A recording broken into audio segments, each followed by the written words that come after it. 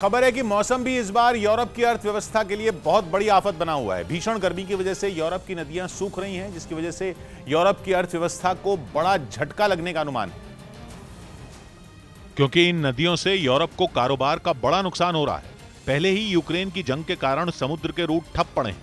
ऊपर से नदियों में पानी सूखने की वजह से यूरोप के अलग अलग देशों में होने वाला कारोबार भी ठप पड़ रहा है। इस बार यूरोप में गर्मी पिछले कई साल का रिकॉर्ड तोड़ रही है, जिसका सीधा असर वहां की नदियों पर हो रहा है, जिनमें पानी सूखता जा रहा है। सर्दियां तो यूरोप के लिए पहले से टेंशन बढ़ाने वाली हैं, क्योंकि गैस की किल्लत की वजह से लोगों के लिए ठंड का मुकाबला करना मुश्किल होने वाला है। ऊपर से गर्मियों का टॉर्चर भी अर्थव्यवस्था को झटका देने वाला साबित हो रहा है। खासतौर पर राइन नदी और डेन्यूब नदी यूरोप की बड़ी बड़ी अर्थव्यवस्थाओं को झटका दे रही हैं। राइन नदी में पानी कम होने की वजह से यूरोप की सबसे बड़ी अर्थव्यवस्था जर्मनी की हालत खराब हो रही है और पहले से बेहाल जर्मनी के उद्योग धंधों के लिए माल एक जगह से दूसरी जगह तक पहुंचाना मुश्किल हो रहा है। राइन नदी स्विट्जरलैंड की पहाड़ियों से निकलती है और जर्मनी के उस हिस्से से गुजरती है जहां सबसे ज्यादा उद्योग धंधे हैं। जर्मनी से निकलती हुई ये नदी पहुंचती है हॉलैंड और फिर पूरे हॉलैंड को पार करती हुई उत्तरी महासागर में मिल जाती है। जर्मनी के कारखानों से बहुत सारा माल हॉलैंड के कई बड़े शहरों तक राइन नदी के रास्ते ही पहुंचता है। दूसरी तरफ जर्मनी में ही राइन नदी से यूरोप की एक और अहम नदी निकलती है, जिसका नाम है डेन्यूब। ये नदी यूरोप के 10 देशों से होकर गुजरती है। जर्मनी के अलावा Austria, Slovakia, Hungary, Croatia, Serbia, Bulgaria, Romania, Moldova और यूक्रेन यूरोप की सबसे बड़ी नदियों में एक है डेन्यूब। और इतने देशों से होकर गुजरने वाली ये नदी काला सागर में मिल जाती है। मतलब अगर काला सागर से उत्तरी सागर तक पहुंचना हो तो इन दोनों नदियों के जरिए पहुंचा जा सकता है। इसके अलावा इंग्लैंड और स्कॉटलैंड समेत 9 देश ऐसे हैं जिनकी सीमाएं उत्तरी सागर से लगती हैं। सीधा मतलब है कि राइन और डेन्यूब नदियों के जरिए 1.5 दर्जन देशों के बीच कारोबार होता रहा है। बड़े बड़े जहाज यूरोप के कारोबार के पहिए बनकर इन नदियों के बीच चलते रहे हैं। लेकिन इस बार जब जंग से यूरोप बेहाल हुआ तो कुदरत ने नदियों की भी हालत खराब कर दी। नदियों में पानी इतना कम है कि जहाज पूरा माल लाद कर पानी में उतर ही नहीं सकते।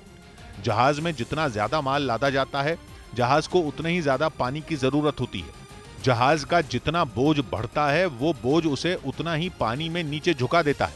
इसीलिए नदियों में पानी कम होने की वजह से माल ढुलाई के जहाज बड़े संकट का सामना कर रहे हैं। क्योंकि राइन नदी में कई जगह ऐसी हैं जहां पानी की ऊंचाई आधा मीटर भी नहीं है। यूरोप में सरकारी एजेंसियों ने ऐसे कोई नियम नहीं बनाए हैं जिनमें पानी का स्तर कम होने पर जहाजों का चलना बंद कर दिया जाए।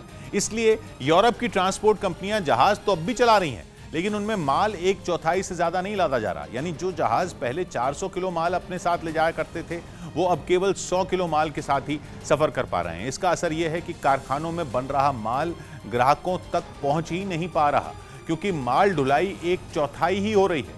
अनुमान यह है कि नदियों का रूट ठप होने की वजह से यूरोप की जीडीपी को करीब आधा प्रतिशत का, मतलब 0.50% का नुकसान हो सकता है। लेकिन सबसे बड़ी परेशानी यह है कि गैस की किल्लत के कारण जूझ रहे उद्योग धंधों के लिए नदियों का रूट ठप होने से मुश्किलें और भी बढ़ गई। ऊपर से माल ढुलाई महंगी भी हो रही है। माल ढुलाई की कीमत 4 गुना बढ़ने की वजह से महंगाई भी आसमान छू रही है, जबकि यूरोप के ज्यादातर देशों में पहले ही महंगाई दर दशकों का रिकॉर्ड तोड़ चुकी है। ट्रांसपोर्टर महंगी ढुलाई का बोझ कारखानों पर डाल रहे हैं और कारखानों का बोझ ये सीधा ग्राहकों पर। बड़ी टेंशन यह है कि नदियों के इसी रूट पर यूरोप का रेस्क्यू प्लान भी टिका था, क्योंकि जर्मनी समेत यूरोप के कई देशों की योजना कोयले से चलने वाले बिजली के कारखाने शुरू करने की थी। लेकिन लाचारी यह है कि उनके पास कोयला भी नहीं है। बिजली पैदा करने के लिए कोयला भी नदियों के इसी रूट से जर्मनी में पहुंचने वाला था। अब नदियों में पानी नहीं है तो कोयले की ढुलाई भी होना मुश्किल हो रही है।